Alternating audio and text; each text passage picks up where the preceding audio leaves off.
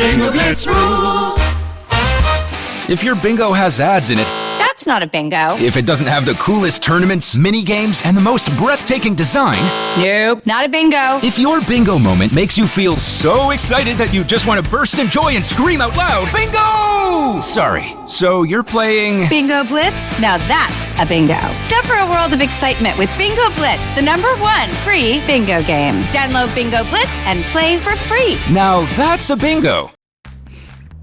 What is that smell? It's that slight crispness of fall, maybe a bit of apple cider or pumpkin spice, and I am definitely getting a hint of a deal. Oh wait, it's more than a hint. Yeah, these are the best deals, and not just this season, but all year long. In all seriousness, the smartest shoppers know that you get the brands you love with the most savings and cash back with Rakuten, and I know I'm certainly interested in sniffing out those deals. Start getting cash back at your favorite stores like Urban Outfitters, Petco, even Expedia if you're looking to get some travel in before the end of the year. And getting cash back doesn't mean you have to miss out on sales because those can be stacked right on top. It's easy to use and based on a simple idea. Stores pay Rakuten for sending them shoppers, and Rakuten shares the money with you as cash back through PayPal or check. Smells like a perfect deal to me. Download the free Rakuten app and never miss a deal. Or go to Rakuten.com to start getting the most bang for your buck. That's Rakuten.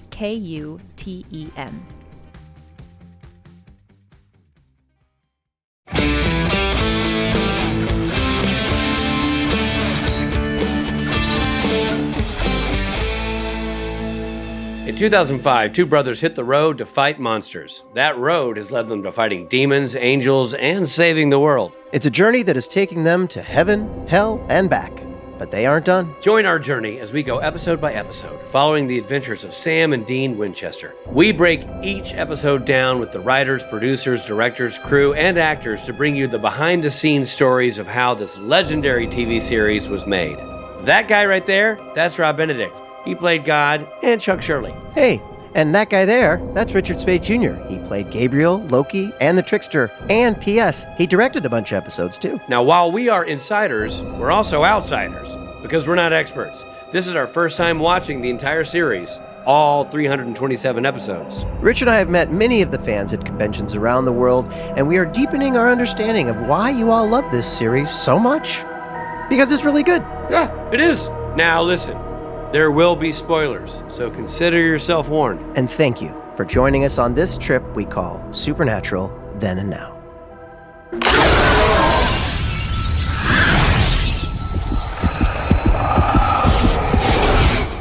Hey everybody, this is Rob Benedict. And I'm Richard Spade Jr. And you know what? You can't handle the truth. I know, so please don't tell me the truth. Season 6, Episode 6, you can't handle the truth. So you're lying about the episode title and the season number, right? Because you wouldn't do to me what I just asked you not to do. You know I can't handle the truth. You can't. Lie to me. You can't handle the truth. It's season 18, episode 37. You can't handle the Ruth. Hey! Woo! Hey, first of all, before we continue with these hijinks, we want to thank everyone for listening. We appreciate all of our listeners, no matter where you listen or how you listen or who you listen. Yeah, we don't care how you listen or where you listen. We do not judge your listening. If you listen with your nose, have at it. Like we're not here to tell you what body part to use when you listen. You know what I mean? No. We're not those guys. All listeners are welcome, and we'd love to hear how you think we're doing and read any suggestions you might have. The best way to do this is to join Patreon as a free member. For free. You know, a lot of people that hear Patreon, they think dollarinis. Not right now. You can upgrade and be a supporter of the podcast in that capacity if you so desire and get what we offer. Right. If you want to be a Patreon member that throws a couple of, ducats in the bucket. That's right. You know what I'm saying? Yeah, ducats in the bucket. And then you get like the extra content, the early release of the podcast, the video clips, all that good stuff. The extended videos of interviews, all that. But or you can just do it for free and email Steve. Your choice. But either way, email Steve. All right, guys. Now let's get into You Can't Handle the Truth. Rich, you want to hear how it went? Are you going to lie throughout this entire summary then? I'm not. Knowing that I can't handle the truth? This is actually the truth. This is the truth. All right. There are a series of suicides in Calumet City, Illinois. Sam and Dean head there to investigate. They question the sister of the most recent victim, a waitress at Biggerson's restaurant. They learn that the sister said some harsh truths to the waitress right before she died.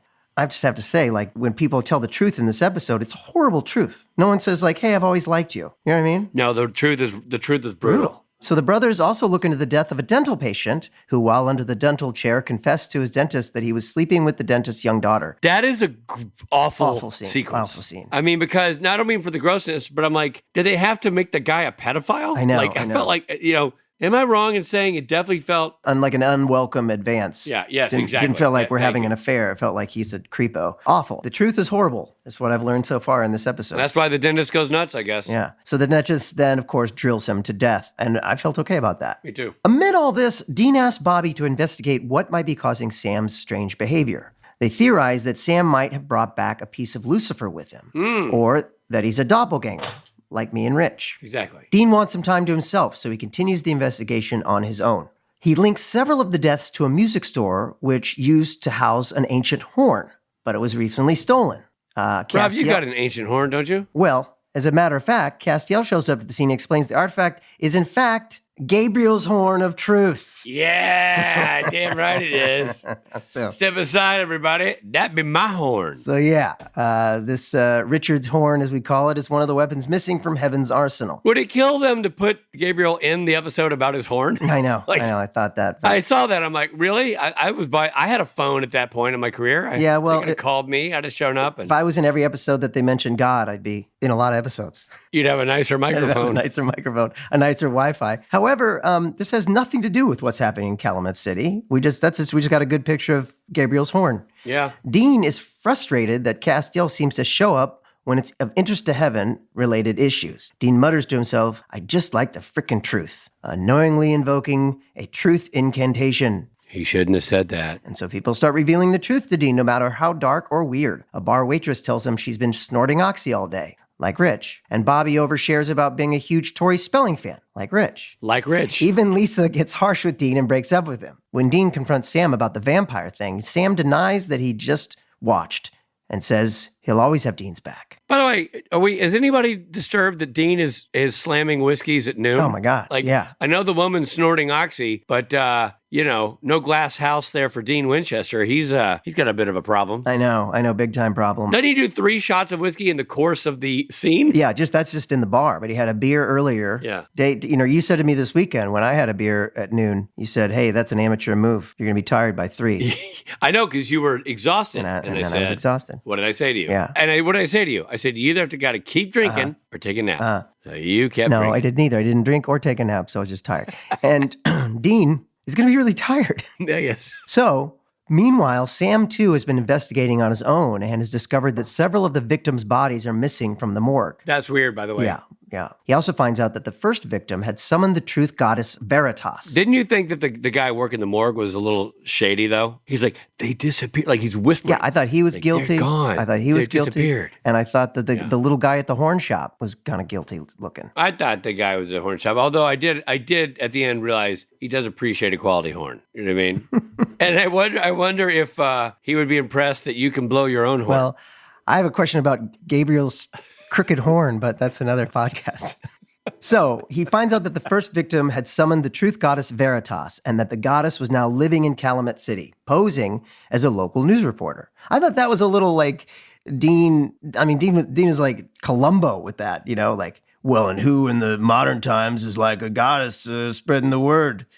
That woman has been on TV the entire episode. Yeah, and she was sort of like in the back. Yeah, she was there. Yeah, I noticed it. She would be in the background. Yeah. I'm like, oh, they're really featuring the newscast. Well, and then I here. thought in the bar when she was there, I was like, okay, it's her. Oh, really? You figured it out. I just thought it was good art direction. Maybe I'm Columbo. Kohlrabo. Yeah. So the boys head to her house where they find out she's been feeding on the victims' bodies. She captures the brothers and forces Dean to admit he was considering killing Sam. Sam, on the other hand, is able to lie to her, which freaks her out, and she tells Dean that Sam isn't human. The boys use the distraction to get the upper hand and kill her. Dean turns the knife on Sam, demanding to know what he is. Sam earnestly says he's himself, but doesn't have any emotions and doesn't know why. Right. And doesn't know why he watched Dean get bitten by a vampire. He wants to help. Dean is confused and cautious, and of course, beats Sam to a pulp. Yeah, punches him in the face. Yeah, he really wails on Sam. Knocking him out cold. I mean, he really goes to town. Do we think we know why that is? Why he beats him? Yeah. I mean, at this point, I just think he's frustrated, I guess. And like he doesn't believe it. I don't believe it. I don't believe it's... What? Wait. Well, I don't know. Sam's acting weird, but I don't know. Like, so you meaning he doesn't believe... At that point, he is telling the truth, though. Is he? Is that the truth? Isn't that the one where he says, oh, you think he does know why? You think he's not being... I okay. don't know. Got it. I'm still not satisfied with that being the answer. And neither is Dean, apparently. I don't know. I don't know why he beats him like that. I don't know what that's about. But he beats him hard, man. He also been drinking all day, which he also doesn't is help. really, really drunk, yeah. And just nearly got killed by a goddess. But that's no excuse. Like, he really just pummels him. What do you think? You're the therapist. I'm trying to figure out because I thought there was a part of the show, and I might be getting confused, where Sam cops to the fact that he wanted Dean to go in and to get in the nest. Am I wrong? Am I confusing episodes? Say again? Sam kind of watches Dean get bitten because he says he knows there's a cure, and he wanted Dean to get into the nest. That was the same, earlier this episode, yeah. Right, so that is the truth. So I'm trying to figure out, But that wasn't the truth. That wasn't the truth. Sam was lying when he said that. Then what is the truth? That he froze? I think that seems more like a lie. Right, I know. So he told that, and then he walked away, and his face kind of went numb again, Sam. So we're supposed to think that it wasn't the truth. And then the goddess says, hey, he's still lying, right? So he's immune to whatever her spell is. Oh, because he's soulless. I guess that's the thing. Right. So then he says to Dean, I don't know what's going on, but I'm not myself. It still feels a little like, what's up with the family that Mitch Pileggi and the family, they were dead. Campbell? Yeah, we still don't know about all the... I don't know, man. I mean, I know that I'm going to get hounded by viewers here, but... and by me. Fans of the show. I mean, fans of the show are going to go, didn't you pick up on blah, blah, blah?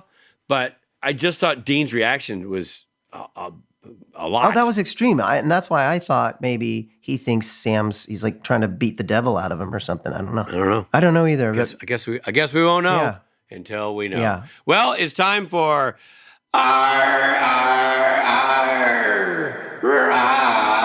and Rich ratings.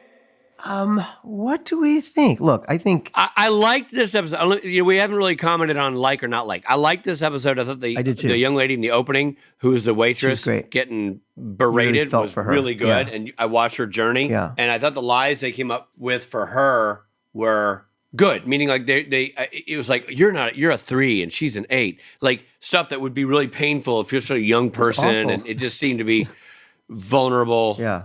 Young lady, and so she reacted well to the acting was really good. And then I thought the dentist and the guy in the dentist chair was just a creep with a capital C. So that was cool. Yeah. Good warm-ups there. Yeah. I don't think it stayed in a Stapleton mode the whole time. Okay. Is what I'm trying to say. I'm trying to think of the political way of saying it. Because I felt like once it became Veritas, and part of it was also, it's one of the few times I didn't necessarily love the set. Like the woman, they go to their house, and that it felt like a set to me, which I rarely say, but... Oh, really? Walking around that shower. When were they in a shower? Oh, that's what that set didn't make sense to me. The other parts of the house made sense. Right, but when you get up that room, I'm like, did she custom built a autopsy room in her house? Right.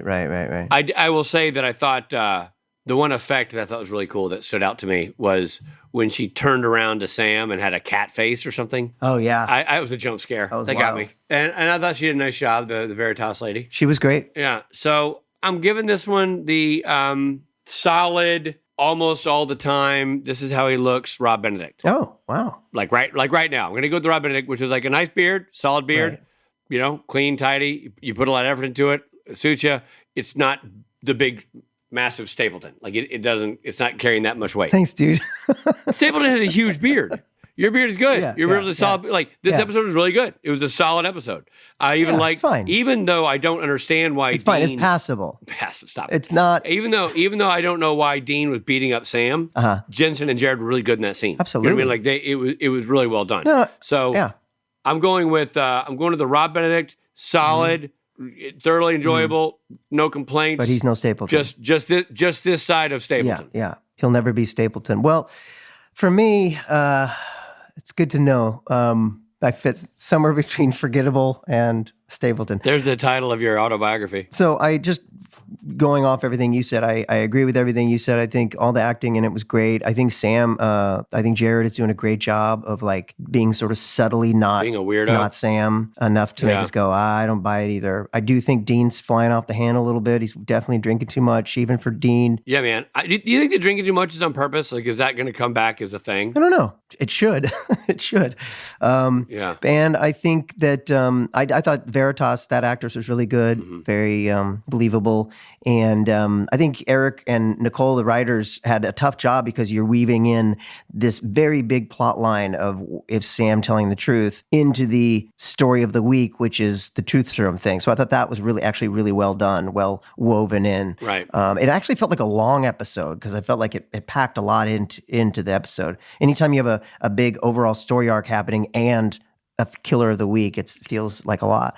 But I thought they did. For sure. They did a good job of doing that. So yeah, I thought it was a really solid episode. Of the ones we've seen so far this year, it's up there with one of the ones I like the best. But it's not going to get 100% on the test. But so what do I give it? Well, I'll give it, just in a quid pro quo, what Richard Speight was a couple weeks ago, because right now you don't have your big beard. So the Richard Speight of the last of England. Yeah, before you went to England, you had a really nice trimmed beard. You trimmed your beard and it looked nice. But at the end of the day, it's just Richard Speight. But it was a really nice beard. Yeah, the bummer is it's attached to my face. But other than that, yeah. So it's okay. Well, I would say that's a really good. That's a solid review. Yeah, of this we episode. give it each other. Yeah. All right, we gave it each other. Exactly.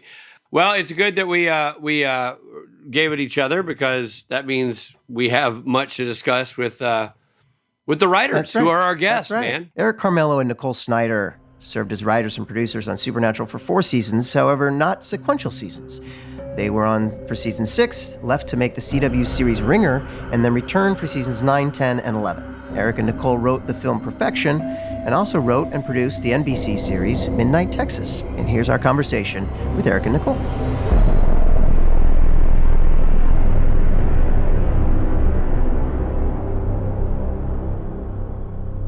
Thanks for doing this, guys. Appreciate it. Yes. We realized something as we're prepping for this, and by prepping I mean turning on our computers. You're our first writer team, and we've had half of somebody, but we've never had both writers. So this is awesome. That. Yeah. Who of the half? Oh, you had Dab? Yeah, we had Dab. We had Dab, yeah. And we've had Dab a couple times. I had Dab a couple times. And then who else, Richard? Has there been another? I think that's it. I think it's the Dab Laughlin duo, but we had Dab. Because Jeannie and Eugenie hadn't started yet, right? She was right. Correct. You guys also are the first ones I think we've talked to that worked for a season, then left, and then came back, right? We left for 2 seasons. Right. Yeah. And that's when you did Ringer. We did Ringer, and we did a show on NBC with Lin-Manuel Miranda called Do No Harm. Suddenly, Also known as Dr. Face Hands. Remember that awful ad where it was Stephen Well, like that? David Schulter had created it. We had just left Ringer, and they needed some higher level writers. So wait, what was the ad? it was Stephen Pasquale. It's Jekyll and Hyde, but he was a surgeon. Like, you saw his face, but then you also saw his face on his hands. On his hands. Everybody joked it was called Dr. Face Hands. It became a viral phenomenon before there were viral phenomena.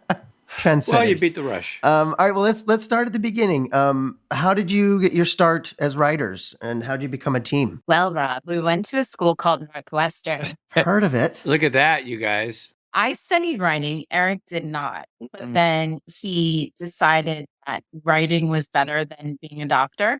I was going to be a plastic surgeon. And Really? I was, yeah. An actual Dr. Face Hands. Actual Dr. Face Hands. He should have been a plastic surgeon. So I stuck with Beverly Hills, but switched tracks. Wow. That's awesome. We didn't meet at school. We met out here.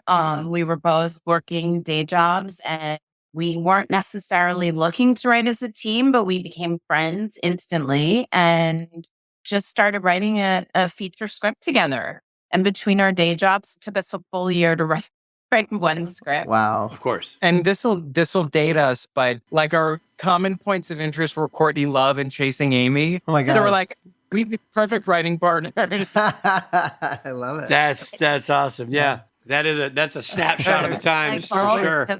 Yeah. Great. Let's do this. Yeah. That's awesome. And so, was your script in this vein? Was it like genre sci-fi material? Because Chasing Amy ain't. It was an you know? neo-noir set in Dollywood. So it had like a really biting sense of humor, but it was more kind of like twisty, turny, kind of pulpy, Tarantino-esque.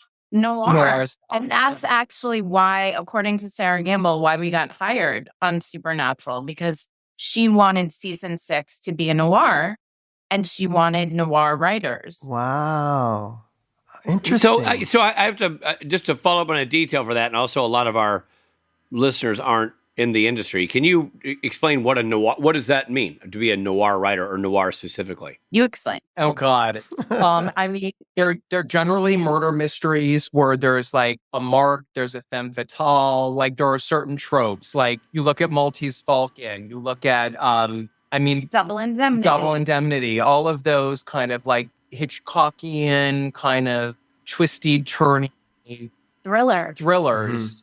Chinatown. Yeah. I got it. Yeah, that's awesome. And so that your agent sees, they're staffing new positions at Supernatural. Had you been on a show previously? What was your previous TV staffing experience? So we had been writing for over a decade together, doing movies and developing pilots, but we had only been on one TV show. It was a John Waters marital murder show on Port TV called Till Death. He was the Groom Reaper, and every episode was based on a real life true crime marital murder. Whoa. That's hilarious. Right? Mm-hmm. Oh my God. And those are all these staff jobs. So, well, we had written a pilot for Showtime, but like we hadn't like staffed on a TV show. Right. Wow. And Nook just had a baby, and like she's like, I gotta feed this kid. And there was a staffing position available on Supernatural. That's exactly what I said. The rest of history. I get it. And it worked. Yeah. And so you'd go in, so your agent goes, we're going to submit you to this thing, and you're going in. Did you know about the show in advance? Had you seen any episodes? Did you have any history with it? We didn't have any history with the show. So when you asked before if we'd written in that genre before, we had not, but Eric is the biggest horror movie genre buff. I loved Rosemary's Baby, but that was it. So I was relying on him to like bring me into this world, but we had not watched the show yet. When we were going up for the interview, we binged it. I binged it with the newborn on my lap. So we did to her current serving facility. But we binged it, we loved it, and we went in for our interview with Eric was in his Exorcist t-shirt. Oh my God. Yes. Strong play, son. Good one. I ran into our Supernatural interview. I tripped in the turnstile of the building, and I had a giant cut and bruise under my teeth. No. Yes. But that's great, too, because there's so much violence in Supernatural. They probably thought you had stage makeup on. And Sarah said she hired us because I was a tough bitch. Yeah, that's what got me the job. Yeah. Wow. Amazing. There's a lesson, kids. Trip in the doorway, and the job shall be yours. Yeah, either we're going to sue Warner Brothers or they're going to hire us. The choice is ours. I'm walking out of here with money somehow. I'm walking out of here with a check. Smart. You know? That's how you do it.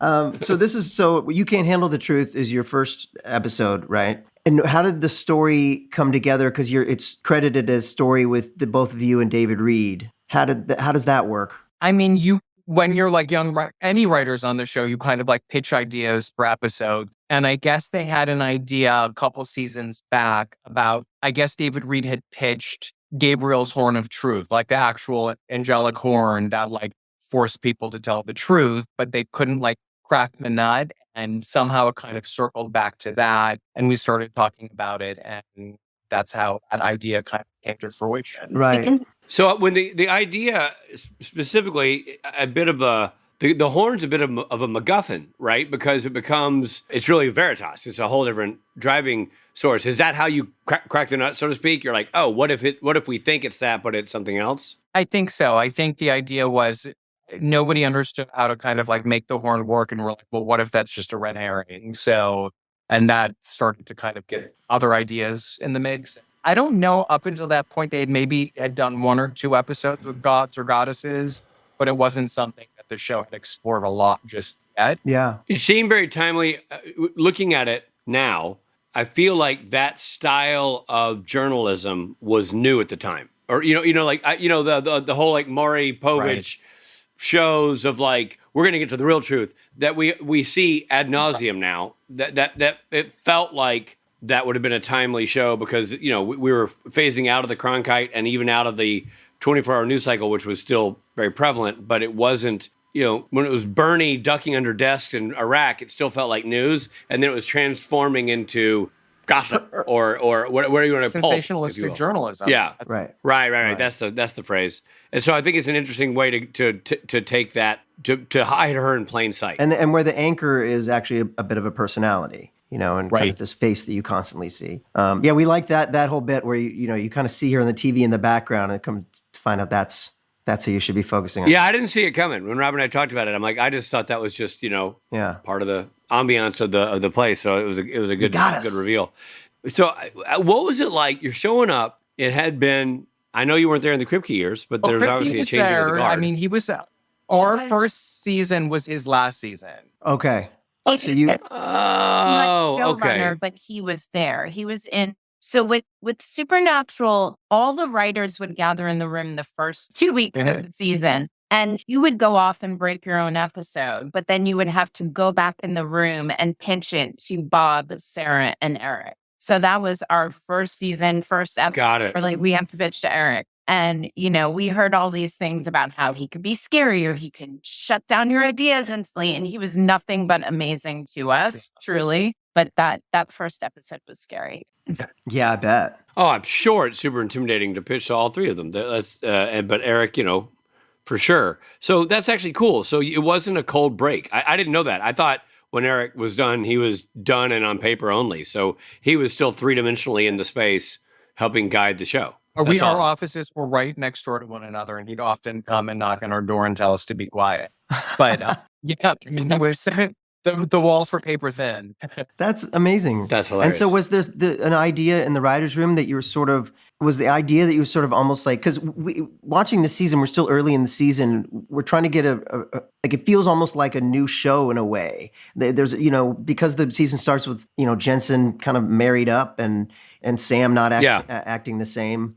It almost feels like you're repiloting the show. Is there that essence there that you were kind of breaking off a little bit, or what was the vibe?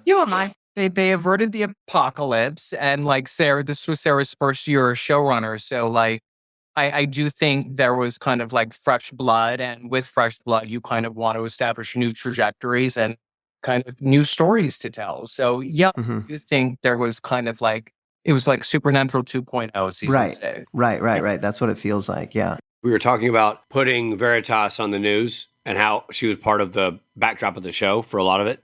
How much of that did you have to go through? And obviously they shot stuff. Did you script material for her in the original script? Did you do that after the fact? And you're like, oh, we're going to shoot B-roll of her to have on the news. Like, how did that work production-wise? It was after the fact. And I remember Sarah had us write some fake news story for Serinda to kind of like record. I don't even know if it was done. I forgot how it was done, but yes, it was after. Yeah, and she's got like scene of her with the dog barking and yeah, all that stuff is great. Did you? Okay. So here's a question so you talk about Gabriel's horn.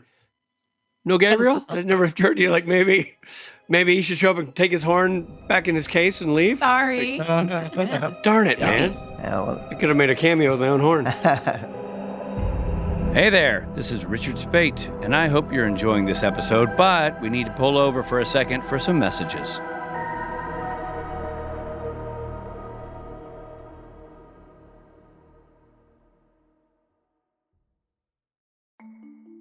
As a podcast network, our first priority has always been audio and the stories we're able to share with you. But at Realm, we also sell some pretty cool merch, and organizing that was made both possible and easy with Shopify. When you think about successful businesses like Aloe or Allbirds or Skims, an often overlooked secret is the business behind the business that makes selling and, for shoppers, buying simple. For millions of businesses, that business is Shopify.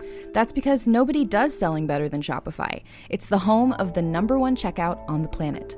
And the not-so-secret secret that's definitely worth talking about is that Shop Pay boosts conversions up to 50%. That's more happy customers and way more sales going. If you're hoping to grow your business, your commerce platform better be ready to sell wherever your customers are scrolling or strolling, on the web, in your store, in their feed, and everywhere in between. Businesses that sell more sell on Shopify. Upgrade your business and get the same checkout we use with Shopify. Sign up for your $1 per month trial period at shopify.com/realm, all lowercase. Go to shopify.com/realm to upgrade your selling today. Shopify.com/realm.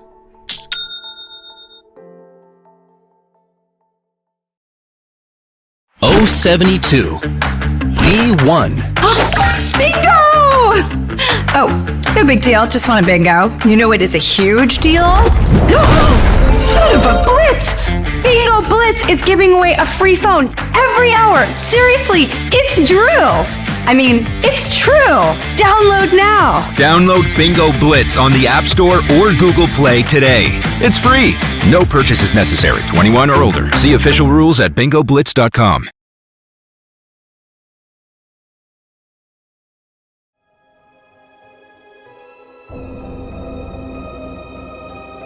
Thanks for supporting Supernatural then and now. And now, back to the show. Are you involved in the casting process on Supernatural? Were you just kind of like give it to production and? Yes, it's funny.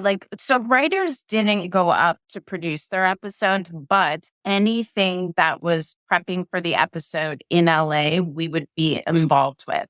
So we were invited to sit on the casting sessions, which I thought was so fun. Yeah, that would be fun. Did you feel like your voices were heard in that process? In the casting process? Yeah. I mean, we certainly could, make our opinions known. But again, it was Eric's show and Bob's show and Sarah's show. And at the end of the day, if their opinions differed from yours, obviously you would differ. Obviously, in hindsight, everybody was great in their roles. But what at the time, was it lining up the way you wanted it to? You mean the casting wise, meaning I know that sometimes you go, oh, that person wasn't my first choice, but they crushed it. So I'm glad it went that direction. Like, was there any sort of like, gosh, we want to go this way with this character, but they want to go this way and they're going to win? I think for this episode in particular, we were just so wide-eyed and excited, and I think learning too. So I think with this one, it went the way it should have. I think maybe in other episodes, we were like, no, we like that other person better, but it didn't. Yeah, right. And then how was the vibe in the writer's room? Because we've heard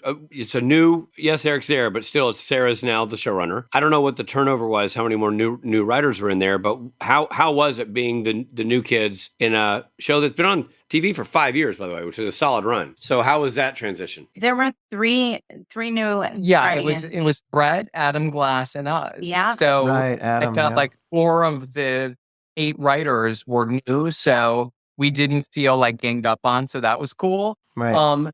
But it was, I don't know, like Nicole said, it was nothing but lovely. Like obviously, whenever you start a new show, you're always trying to kind of like figure out how do you maneuver personalities and who's somebody you have to watch out for, or can you be honest in a writer's room? But everybody was very warm and inviting, and Bob and Sarah and Eric were just lovely bosses. They really were. I remember on the first day in the writer's room, though, we didn't know anyone. And I was sitting across from Ben, and I didn't know who Ben was. And I was like, hi, I'm Nicole. Where are you from? What are you doing? Ben was so polite and sweet. And he's like, oh, I wrote this comic today. Oh, cool. Oh, man. We've all done that. Boy, we've have all we, been that right, person. Yeah. Rob's done it more famously often put than my most foot of in us, my mouth, but still. So season 6, there's a lot going on. There's Lisa and Dean's relationship. So in this episode, they're on the phone, and she's telling the truth, but she's like had enough, and he's torn between her world and Sam's. And until this point, she's been really patient with Dean, but she really lets him have it.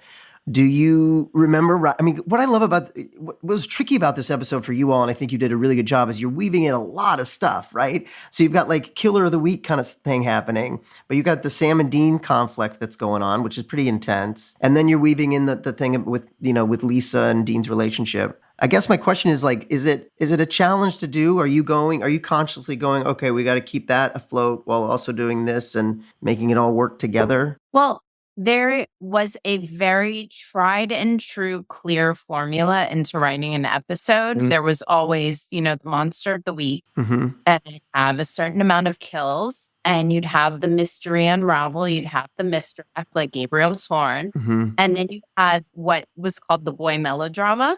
Okay. So anything that was serialized or had to do with the brothers' relationship, or Sophie, like the Lisa stuff, was a separate thread. So when you broke it down into a formula like that, it was much easier to write. It was much less overwhelming. I think it was more for us, being our first episode, it was really trying to write the characters' voices. Right. And having the brothers and having a monster, which wasn't established, was fun. We could write it the way we wanted, but like having to get, Bobby's voice right and Cass's voice right. That was a challenge. Yeah, I bet. How much of that came, obviously you put your best foot forward. Did it live as you constructed it, or did Sarah or Eric come in and do a little Bobbying to the Bobby and Deaning to the Dean? Like how much of that was? Or would you say to them, hey, would Bobby say it like this? That kind of thing. No, we never asked those questions. Okay. We were scared to. Yeah. There was definitely rewriting. Sarah would take the script and punch it up, and she knew exactly how everyone spoke. Right. Memory serves, they were very, very happy with our initial draft. Yes. Nicole has this like uncanny ability to like mimic people's voices and scripts. Like she's not great with impression like in real life, but like on paper, like she just has this innate talent to like hear the way somebody speaks and can replicate that in script form. So right, that's genius. Although I definitely want to hear her imitate Bobby Singer in real life. Like I'm going to say that Eric had a really good ability to write the brothers. Like I don't know, you could do two straight boys. I mean, because I'm a straight bra. And so naturally. It's funny. I remember distinctly, like we went into the room to present our board, and it was very detailed. And, we conferred with other writers. I'm sure we pulled Andrew into the room. Like, does this make sense? Is this how you would do it? And, got that confirmation, like you're on the right track. This is great. But the one thing we didn't, the boys always somehow got out of their binds, like they worked the ropes against, wouldn't fall, and it was a fight, and everyone just said to us, like, just go in and say like they worked their way out of the binds and they killed the monster. So that's what we did. Like we had every detail, and then it was just like, and they get out of their binds. And I remember like getting to the end and saying that, and Eric just laughing. He's like, that's not the end of an episode, guys. But was gracious and like helped us really figure out like how you implement fight choreography into a supernatural episode, which we were not good at the time. Interesting. Yeah. What are the challenges or the benefits to writing Sam and Dean? That's got to be a very delicate thing, I would think, especially 6 seasons in. Well, and they're also I would also add to that, they're not the Sam and Dean of seasons 1, 2, 3, and 4, and almost all 5. Because now Jared's acting like a weirdo. And so is Sam. No, Sam's got something going on. And then Dean's got a wife. It's a very different vibe now. Right. Which, I mean, can be liberating for new writers, right? Because it is vibe, you can embrace that and probably have more latitude than you would if it were season 4. Right. I was actually wondering, because you're getting served a more sensitive Dean to write. A more emotionally available Dean, if you will. Yeah, he's still closed off and slamming drinks and stuff, but like he's struggling with not just the brother part, but the male-female relationship, which is probably a fun thing to explore for him because it's uncharted territory for that character. Yeah. You know what I mean? And so was that, I guess you kind of answered it, but did you feel a certain creative freedom there to go like, hey, we're not trodden on beaten ground here. We can. I think more with Sam than with Dean. I think Sam, it was just trying to write him a little colder and terser. But with Dean, I remember the secret was like, okay, say douche. Say dick. He calls people dicks. He calls people douches. He's always eating. He has to be eating. Yep. It's like you could fake your way through it with smoke and mirrors. Yeah. There's a montage in this one where Sam's looking at the footage of the news footage, and the montage, on every montage, Dean is eating in a different part of the room. actually. Yeah. That's funny. So at the end of the episode, Dean beats the tar out of Sam. And in the script, was it specified that it's that level of a beating? No, like it was really savage. Like I remember watching the rough cuts initially and being shocked at how brutal it was. Oh, wow. Ditto. As the guy watching the episode, I was like, so I want to talk to you about that because Rob and I talked about the episode in advance of interviewing you as part of our podcast thing we do. And that part was like really well executed, but really, really violent in a way that I'm asking for the character, not the actors.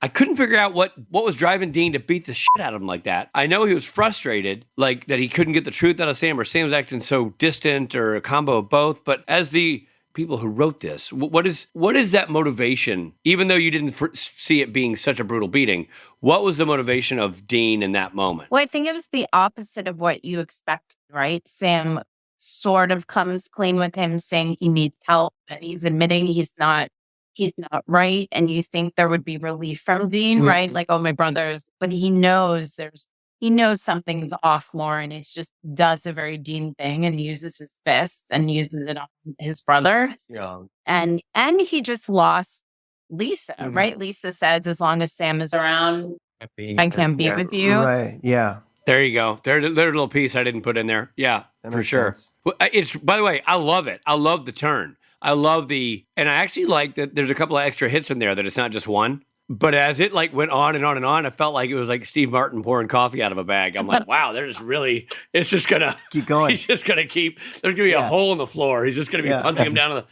Cut to commercial, then they come back.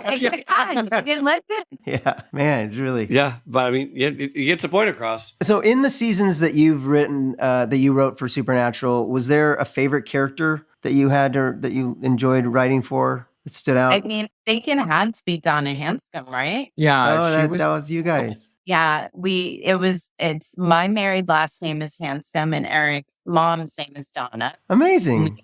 And Brianna was great. And it was just that's awesome. You'll have to let her know that. We see know that. her quite often at the conventions. Oh, I love her. I mean, I think Bobby was always super fun. Yeah. I just think I think Jim is a great actor and character.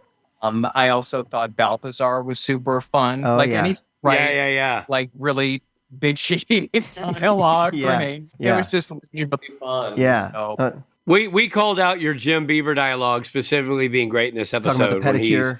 Especially the comic bit of like, my first wife was a click. You know, there was some that whole thing was with Tori Spelling. I was really actually funny. shocked that any of that scene in. We were just like, go big or go home. Like, put our sense of humor in this. And because I remembered too, those first 2 weeks of season 6, we were pitching the most ridiculous things. Like Eric pitched demonic breast implants and like, that our weird sense of humor like that was sticking. But then it came out in dialogue in our episode. And all the things in this awesome. episode, all the truth that came out were really funny. There were some funny bits. The woman with the fake boobs at the bar, it was like, I need you to look at me. Oh, that was great. Whatever it was. Yeah. Well, thank you for doing this conversation because it was a great episode and it's really interesting to sort of unpack season 6, which is such a unique season compared to the first 5 we've been talking about for a while. And Rob and I also talked about how grisly the teaser is, not from the violent part. The violent part's obviously grisly. But man, the guy in the dentist chair telling that story is brutal. That's a brutal story. Also shocking that stuff. Right. But that was scripted as graphic as it was. Yes. I remember we had written it and I think there was a line in like the action sequence. I think we refer to his gums as like fleshy pulp or something like that. And then Evelyn loved it so much that he took the quote and he drew a picture based on fleshy pulp. I hope you guys still have that somewhere. I have all of them. Yeah. Oh, that's amazing. Yeah. That's awesome. Well, thank you so much for doing the podcast. The episode's great. And having you guys on is super entertaining as well. So, you got to come back and do this with us some more this season. For season 9. Yeah, you will. No, we're gonna have you on a bunch now. We're gonna pause. That'll get you back. But thank you so much. Really appreciate it. Thanks, guys. Thanks, guys. Good to see you. Hey there, it's Misha Collins. If you're like me, you want a break from the sound of Richard Spate's voice. We'll be right back after this. Most tax pros leave a message. It's Jane. I'm moving on to a TurboTax expert who beat your price. Adam Devine, tell him how I feel. Hey, tax pro, she's been thinking twice. Best believe TurboTax will beat your price. This is a tax break. Switch to a TurboTax Live expert and we'll beat what you paid your pro last tax season. Make the switch at TurboTax.com/beatyourprice. TurboTax full service only. Sign up by 12/20/2024 and file by 4/1/2025. Full details at TurboTax.com/beatyourprice. If I play you something, will you promise not to tell anyone about it? What is it? There's a thing in the sky. You've got to get someone down here quick. It's fucked. It's moving. It's buzzing. It's getting closer, I think. I need to talk to someone senior. Putting you through now. Don't put me. It's getting louder. I can feel it. I can feel it inside my head. Listen to Hovering, the latest fiction horror show on Realm's premier horror channel, Undertow. Hovering is available now wherever you get your podcasts.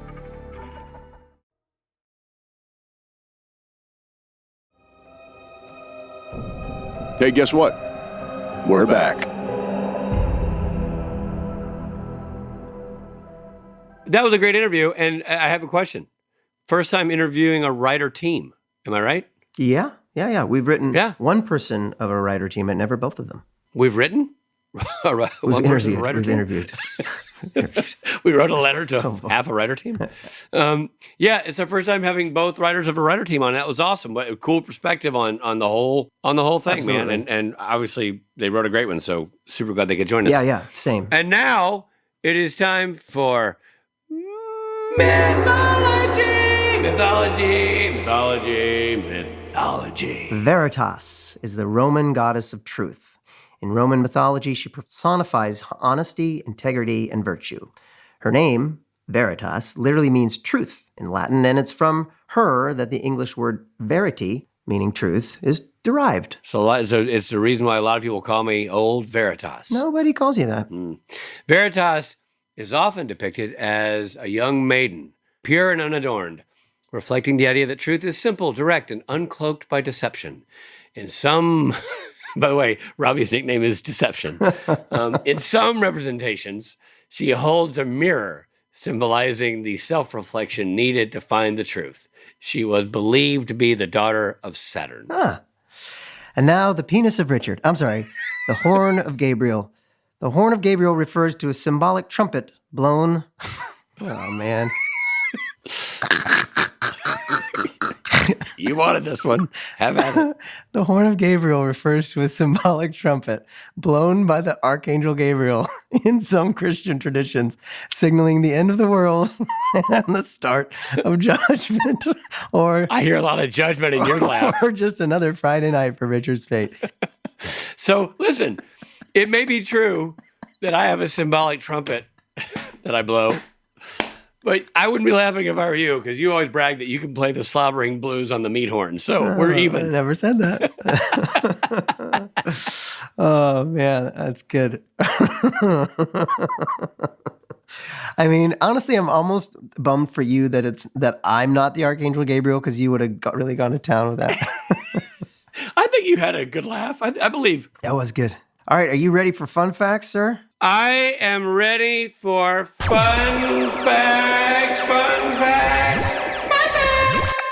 The title of this episode is a quote from the military legal drama, A Few Good Men. Yeah, man. And I tell you what, that's a great movie. It is a good movie. Kevin Pollak is so great in that. Great. Jack Nicholson, Tom Cruise. Great actor. I once had dinner with Kevin Pollak. Kiefer Sutherland. What? I once had dinner with Kevin Pollak, and he is a great impersonator. He does a lot of impersonations. He's such a talented guy. I don't see him that much anymore. No. I assume by choice, but he's a really talented guy. So what is A Few Good Men? What did it mean in Hungarian, Richard? Well, in Hungarian, the title was Veselis Igazság, which loosely translated means dangerous truth. And in Japan, You Can't Handle the Truth is loosely translated into the happy fun boat that kills you. That's right. The Latin incantation used to summon Veritas is Prodeo prius me visio, verum fermina tam ego passi adeleo antietus magnificentia, Or translated into English, come forth first. Happy fun boat that kills you. Yeah. Translated into English, come forth first, my visage, true woman, and I can magnify before your greatness. Oh, I bet you'd like to magnify before her greatness, you pig. Man, tell you what. After you uncloak her with your deception. I was going to say Prodeo, Prius, Camry, Accord. Corolla. Yeah, exactly. Corolla. Yeah, gotcha. Now, you speak Latin. Did you understand all that stuff? No, I got Visio, because obviously, and then True Woman, Verum Femina, but your greatness, but that was it. Yeah. I couldn't get all of it. Yeah. In fact, I didn't know that. So Prius means first.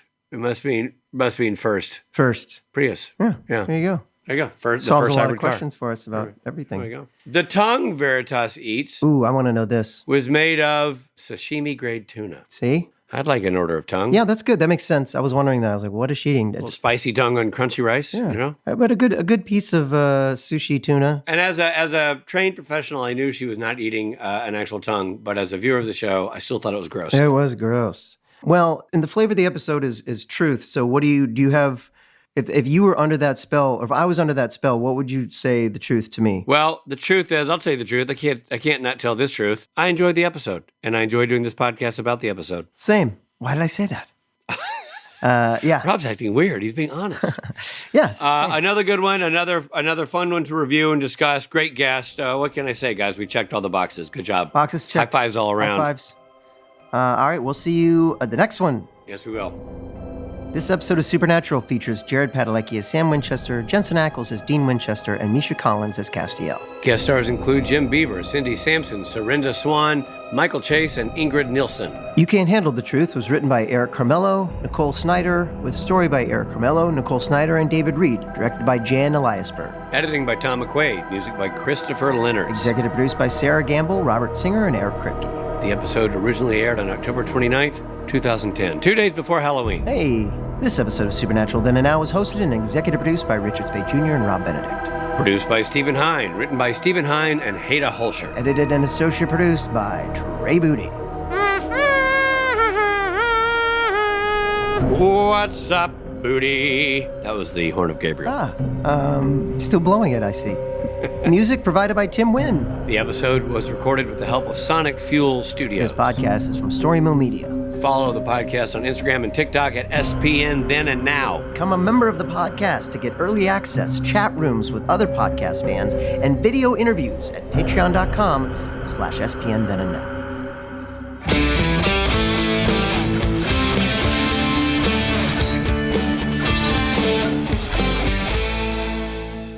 Can you hear me? Ooh, Rob froze. Steve, do you see Rob frozen? Veritas is often depicted as a young maiden, pure and unadorned, reflecting the idea that truth is simple, direct, and cloaked by deception. Uncloaked. Sorry. Well, you said uncloaked mighty quickly there, perv. Rob is frozen. Rob is frozen. Rob is frozen. His favorite band from the 80s was Eben Ozen, and Rob is frozen. There you are. Why is somebody at my house? You're interrupting the podcast. Story Mill Media.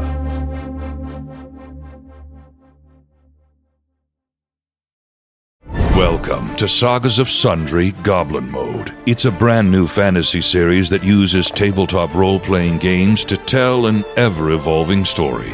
Get ready for action, adventure, and weird little monsters. Set in the mysterious world of Sundaros, Goblin Mode follows a group of underdogs, or should I say, underlings, working for a dark overlord, until they find themselves in charge for once. Join Game Master Amy Vorpal as she leads players Danielle Radford, Dan Casey, and Jason Wynn on an adventure unlike anything you've experienced before. Who will live? Who will die? Sagas of Sundry, Goblin Mode. The adventure begins September 9th. Join Geek and Sundry and Realm for Sagas of Sundry Goblin Mode. Listen on Apple Podcasts, Spotify, or wherever you get your podcasts.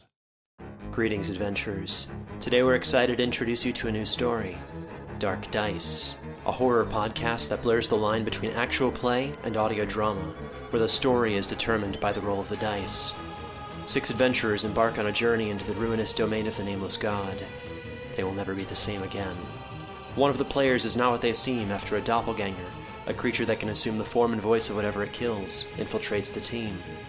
As the players are picked off and replaced one at a time, can they figure out who the monster is before it's too late? Can you? Here's a quick example of what our show sounds like. The shambler with the jar of liquid inside of him.